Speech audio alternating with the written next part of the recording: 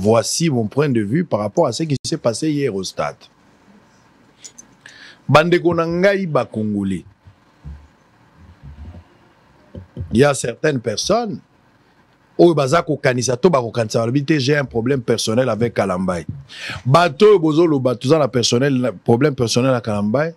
Faut benga Kalambay, faut tout na Kalambay. Mike ozana problème na Israël. Kalambay wana toyebani naye mutu nangai. On a été dans beaucoup de choses ensemble. Ce qui Mike Kalambay na vie naye akutana na pasteur Baruti Mbala Liboso. Mutu amema Kalambay zangai. Nanda ku ya pasteur Baruti. Et puis tous na makambo belé ensemble. Nana makambo ko laksa wate mais ayebi makambo na oloba. Donc il y a pas un problème personnel avec Kalambay. On se parle na kenda déjà na ndako ya Kalambay place avant ndako. Donc c'est quelqu'un que je connais à 4h, 5h, ceux qui n'a bengi, ceux qui a benga to yambana to solo la, c'est un ami, c'est un frère, macha moumen. Donc tout ça la problème. Mais ngai pona makambo ya ba point de vue, ba mise au point. Makambo famille ya la raté. Ceux qui loko koti na nzoto ko kota. Les journalistes n'a pas d'amis pour ko mesaneza likama. Des problèmes dans la place.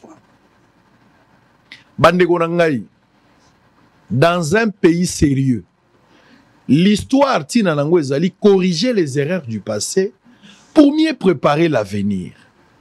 C'est sur base du passé qu'on vit le présent et c'est en guise du présent qu'on construit le futur. Makambo et komeli biso, il faut servir biso des leçons pour éviter ba danger dans les jours à venir. Mbala liboso batu ba kufa na concert na stade te. Batu ba kufi déjà na concert na stade. Totanga cas récent. Le cas récent ici. Fally Ipupa, l'artiste et musicien, avait livré un grand concert na stade. Avec beaucoup de succès. Batou Bazala qui est belé na kati. Mais la mesure sécuritaire, ils ont qui prise en compte tout bien au sérieux, na taille à événement. Vous avez en face un public environ, tout ça à 80 000, même tout ça à 100 000 personnes, même 120 000, Moutouna Moutalo Bao ya lingi. Boloba 120 000, Boloba 150, Moutouna Moutalo Bao ya lingi. Mais tout ça à partir à 80 000. Ce qui botier 1000 policiers pour la sécurité na bango. Na comportement ba kinois. Problème y a mentalité ba kinois bazana. Vous vous attendez à quoi? Na ba gradé place ba kinois bazali, ba service même y a ba non apparent baza représenté. Na kati ya batu, il se pose un problème. Na concert y a Fally, le gouvernement congolais, ce n'est pas moi, le gouvernement congolais avait parlé. Il a fait un communiqué. Batu bakufaka, je pense plus de 10 personnes. C'est le gouvernement congolais. Donc cela veut dire, le kolana concert y a Fally batu bakufaki. Bato nyoso bakoya sima, bakosala ba concert. Il faut bazo ba dispositif pour éviter bakawana ezonga dans les jours à venir. Malheureusement lelo, bato ba betaka concert na stade. Charge à sécurité et na bango. Charge à sécurité et na stade. D'où il faut l'hôtel de ville à s'impliquer, na commissaire provincial, ba service à sécurité autre. Pour baluka ndengeni ne bakoki ko sala pour résoudre problème sécuritaire. Après Fally faire la bêta qui dans même stade. Atondi ça qui pe stade na nombre batu bakoki ko estimer.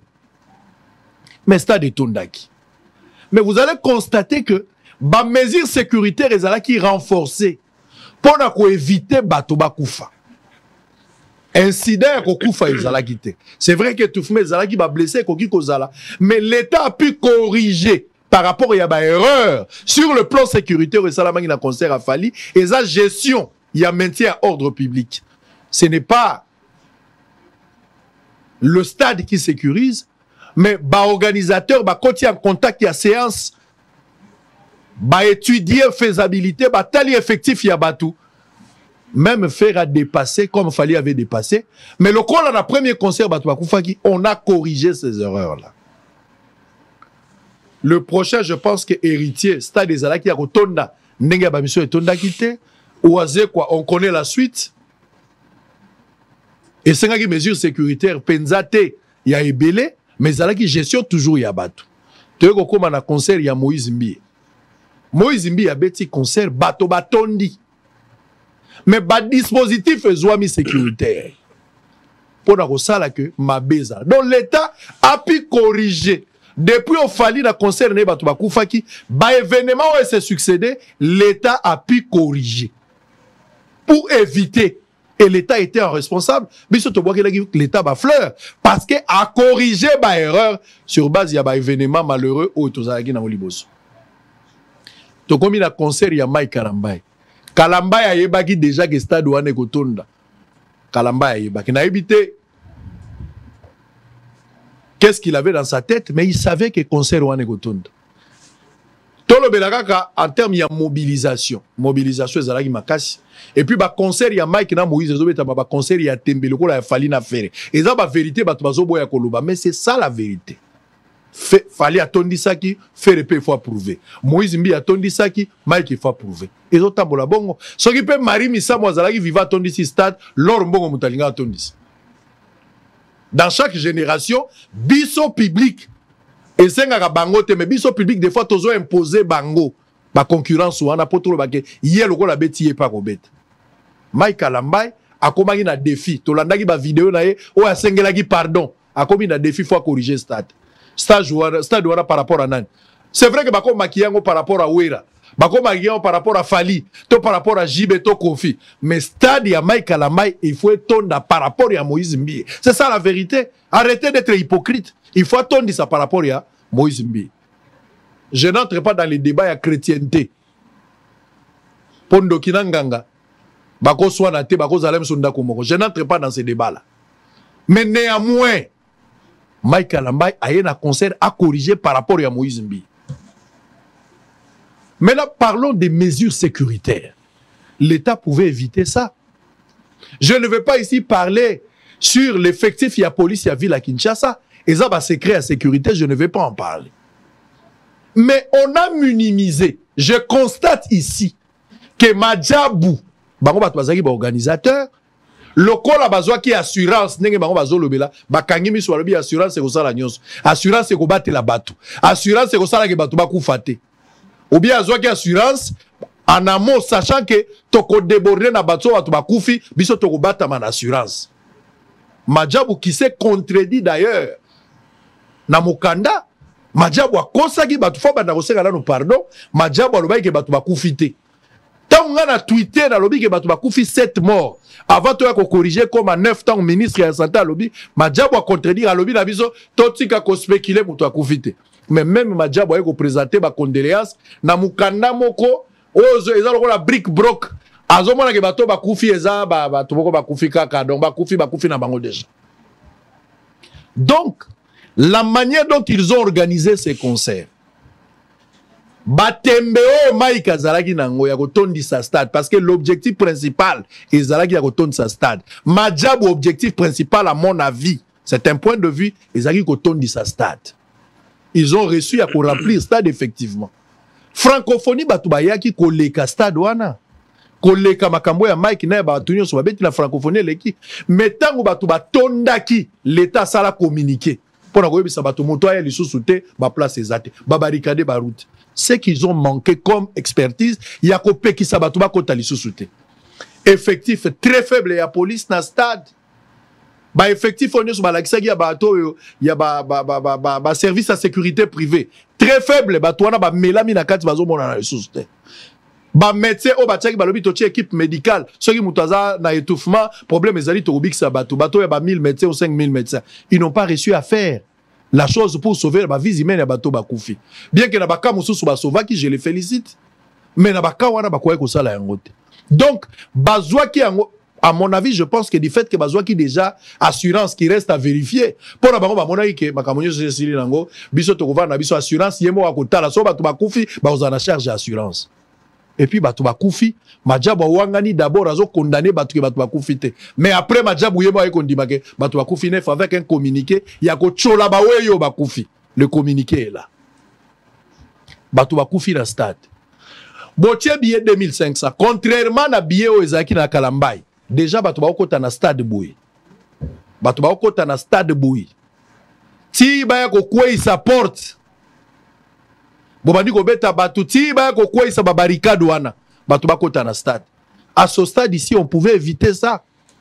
Bakwa ko peksa bato na ba entrée, botika ki combien d'entrées? Po bato bakota des entrées à minene ya ponga bida ya koto bato bazokota bato balagi déjà ebele. Botie ba bisa ofele zo ke nous bato ezo ya na bango. Botie bien na 2500 contrairement na concert misusu. Pour so montant eza likolo et ça la rappelle bato mususu ba yate. Mais bo soldé yango ba billet pe mususu e kaboni gratuitement. Na mona yango kota ifasika bato mususu bazo kabola pe ba billet. Ça ce n'est pas de problème. Lipo mateka mateka so ki ba mateka so ki lipo ofele. Ça c'est pas le problème. Et arrivera na ba concert nyonso bato mususu pe na suka bakota ofele arrivera surtout na ba concert populaire. Bato so bafuta kate bato pe bakota ya ofele. Eza na concert a fali eza la affaire eza ba jibela ba wera na ba kofi er moko bato bakota ofele bazalaki. Mais Bocheli bato ba bus côté mso bokoti bato ofele avec débordement. C'est ça que je dis, je parle d'une préméditation liée avec une certaine négligence. On pouvait éviter tout ça. Soki ba réunion salamaki makasi liboso. Ba insister sur le nombre ya ba siège, ya bato ba okota na kati ya stade. Dès que Batouana bakoti ba place et koti na se bato bakota lisusuté, on pouvait éviter. Mais la police est restée comme ça, ba assister ndenge bato bazokota ti débordement sans que ba pekisa bato bakota. Kokote zali à peine tozo mona 4-5 policiers na ba fimbu bazo beta bato. Mais une grande partie batiki bato bakota. Ce qui était déplorable. On pouvait éviter ça.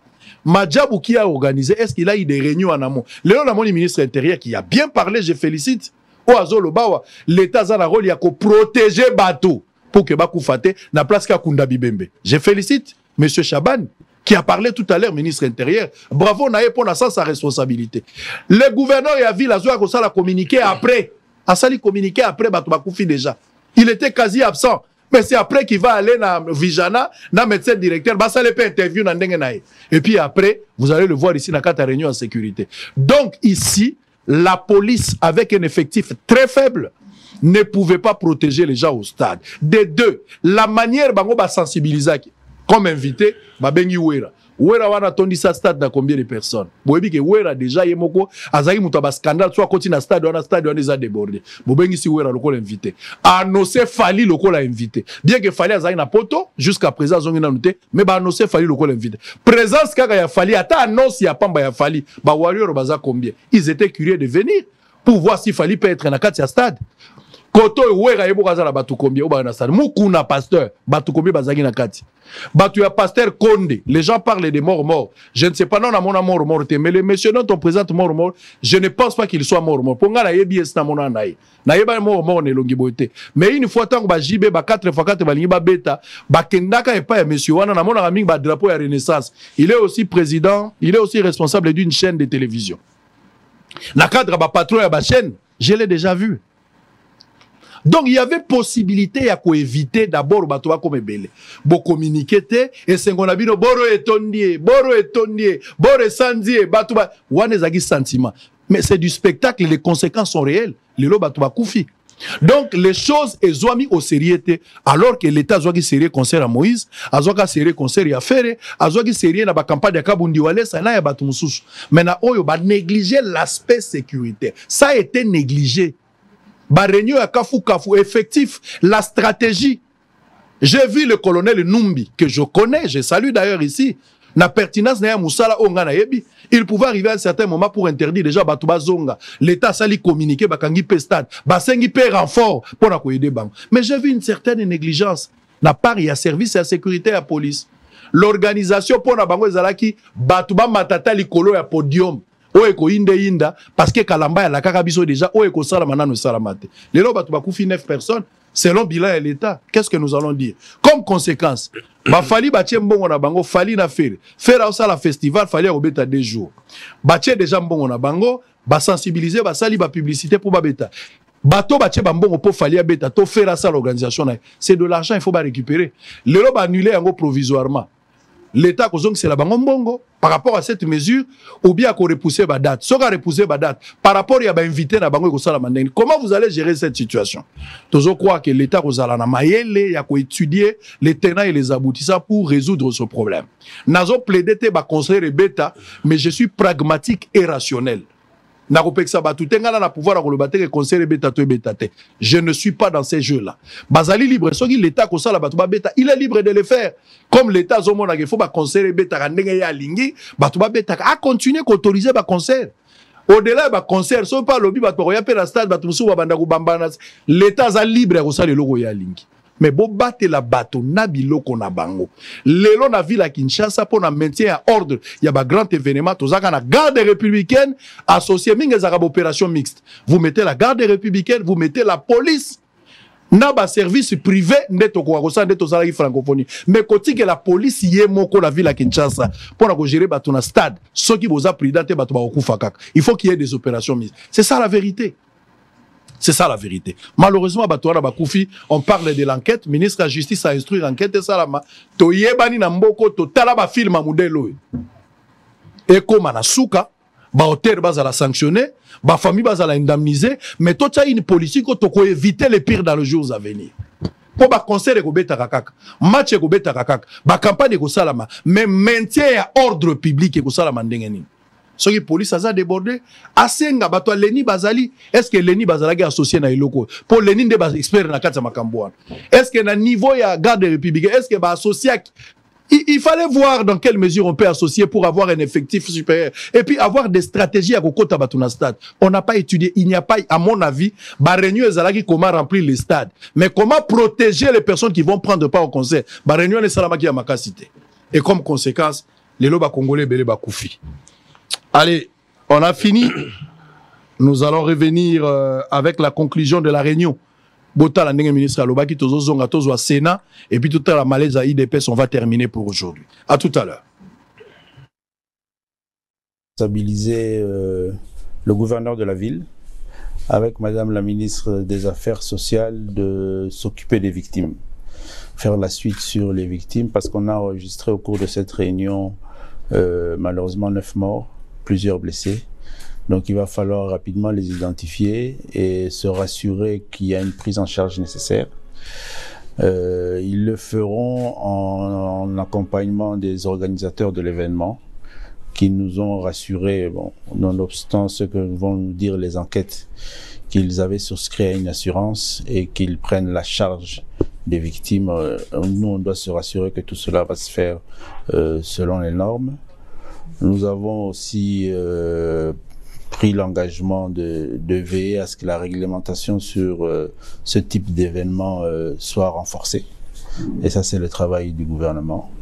Provisoirement, il a été levé l'option de suspendre toute activité non sportive dans le stade des Martyrs et le stade du 20 mai. Sur les enquêtes, je n'en ai pas parlé. Tous les services étaient là. Ils nous ont fait un rapport verbal sur la situation qui va nous permettre à nous aussi de faire rapport à l'autorité. Mais tous ont été mis à disposition de l'enquête ouverte depuis hier et nous pouvons vous rassurer que nous allons suivre tout cela de très près avec le ministre d'État à la Justice et Garde des Sceaux pour que dans un délai le plus bref, les responsabilités tant pénales que civiles soient établies et que justice soit faite. Nous avons pour première responsabilité de sécuriser nos populations. Donc nous ne pouvons pas arriver à comprendre et à considérer que des organisations festives s'organisent aussi longtemps que les vies humaines, les vies de nos concitoyens, de nos populations, de nos enfants soient mises en danger. Donc pour préserver tous ces risques, provisoirement, nous suspendons toutes ces activités. Il va falloir que les mécènes et les artistes puissent aussi réfléchir sur d'autres lieux, des lieux plus sécurisés, en attendant, s'ils ont l'ambition d'organiser. C'est vrai que c'est les vacances, c'est vrai que nos enfants ont besoin de se divertir, mais en ce qui concerne ces deux lieux qui d'après certains rapports, sont des lieux à risque pour de telles activités. Cela est suspendu et ça sera respecté. Le ministre de la Justice est là. Très bien, merci.